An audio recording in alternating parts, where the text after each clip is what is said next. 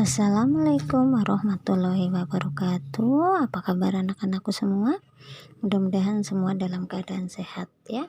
Oke, hari ini kita melanjutkan pelajaran yang kemarin. Kita bahas bab 6 tentang makna sejarah berdirinya Negara Kesatuan Republik Indonesia. Nah, untuk mendirikan Negara Kesatuan Republik Indonesia, Indonesia harus melalui sejarah yang sangat panjang. Peperangan demi peperangan untuk mengusir penjajah dari bumi pertiwi ini telah dilakukan.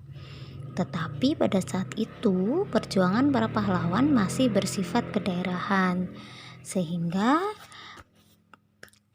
kemerdekaan sulit untuk tercapai. Hingga pada tahun 1926 diadakan Kongres Pemuda I. Nah, Kongres Pemuda I ini dicetuskan oleh Perhimpunan Pelajar-Pelajar Indonesia atau PPPI.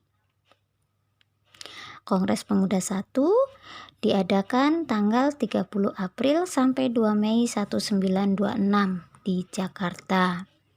Nah, setelah Kongres Pemuda I dilaksanakan, kemudian mereka sepakat untuk melaksanakan Kongres Pemuda II, yaitu pada tanggal 27 sampai 28 Oktober 1928 di Jakarta, yang dipimpin oleh Sugondo Joyo Puspito dan Muhammad Yamin sebagai sekretaris.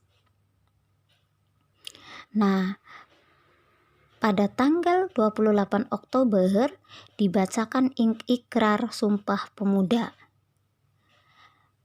yang berbunyi sebagai berikut. Sumpah Pemuda. Kami, putra dan putri Indonesia, mengaku bertumpah darah yang satu, tanah air Indonesia. Kami, putra dan putri Indonesia, mengaku berbangsa yang satu, bangsa Indonesia. Kami, putra dan putri Indonesia, menjunjung bahasa persatuan, bahasa Indonesia. Tanggal 28 Oktober 1928 menjadi tanggal penting bagi bangsa Indonesia. Pada saat itu berlangsung Kongres Pemuda dan menjadi puncak berlangsungnya Sumpah Pemuda, di mana Sumpah Pemuda ini adalah tonggak utama dalam sejarah pergerakan kemerdekaan Indonesia. Setelah peristiwa Sumpah Pemuda, perlawanan melawan penjajah semakin gencar. Tanggal 29 April 1945, Panglima Perang Jepang, yaitu Letnan Jenderal Kumagichi Harada, mengumumkan pembentukan BPUPKI, yaitu Badan Penyelidik Usaha-Usaha Persiapan Kemerdekaan Indonesia, yang diketuai oleh Rajiman Weddiodiningrat dan wakilnya Raden Panji Suroso. Pada tanggal 29 Mei 1945 sampai 1 Juni 1945 berlangsung sidang BPUPKI yang pertama. Tujuannya merumuskan dasar negara Pancasila. Ada 3 orang yang mengemukakan pendapatnya atau gagasannya tentang sila-sila dalam Pancasila, yaitu Muhammad Yamin, Dr. Supomo, dan Ir. Soekarno. BPUPKI kemudian dibubarkan dan diganti dengan PPKI, yaitu Panitia Persiapan Kemerdekaan Indonesia, yang diketuai oleh Ir. Soekarno dan wakil ketuanya adalah Muhammad Hatta. Tanggal 15 Agustus 1945, akhirnya Jepang menyerah pada Sekutu dalam Perang Dunia Kedua.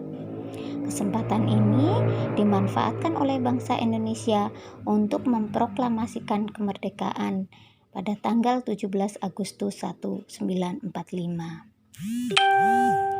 Video proklamasi kemerdekaan bisa kita lihat di sini.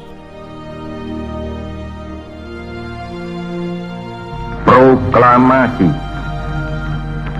Kami, bangsa Indonesia, dengan ini menyatakan kemerdekaan Indonesia. hal-hal yang mengenai pemindahan kekuasaan dan lain-lain diselenggarakan dengan cara saksama dan dalam tempo yang sesingkat-singkatnya. Jakarta, 17 Agustus 1945, atas nama bangsa Indonesia, Soekarno Hatta. Pada tanggal 17 Agustus 1944 inilah puncak dari perjuangan bangsa Indonesia melawan penjajah. Tetapi Belanda masih berusaha untuk kembali ke Indonesia, sehingga terjadilah perlawanan-perlawanan di berbagai daerah. Nah, ada beberapa peperangan besar yang pernah terjadi di Indonesia, yaitu ada di Sumatera Barat yang dipimpin oleh Imam Bonjol, yaitu Perang Padri. Ada Perang Diponegoro di Jawa Tengah yang dipimpin oleh Pangeran Diponegoro. Ada serangan 10 November di Surabaya dipimpin oleh Bung Tomo. Ada Bandung Lautan Api, Puputan Margarana yang dipimpin oleh I Gusti Ngurah Rai di Bali. Ada perang gerilya dipimpin oleh Jenderal Sudirman. Nah, proklamasi kemerdekaan di Indonesia pada dasarnya adalah sebuah pernyataan kehendak untuk melepaskan diri dari segala bentuk penjajahan bangsa lain dan membentuk negara baru yang merdeka dan berdaulat. Tentunya kemerdekaan ini tidak didapat secara gratis, tetapi melalui proses perjuangan yang sangat panjang. Para pendiri negara atau the founding father sepakat untuk memilih bentuk negara kesatuan, karena bentuk negara ini paling cocok bagi bangsa Indonesia yang memiliki keanekaragaman budaya maupun keanekaragaman ras. Sebagai bangsa Indonesia, kita wajib mempertahankan NKRI dari segala bentuk penjajahan negara lain. Adalah penjelasan Ibu untuk bab ini. Nah, untuk soalnya Ibu akan share setelah video ini ya. Terima kasih atas perhatiannya. Wassalamualaikum warahmatullahi wabarakatuh.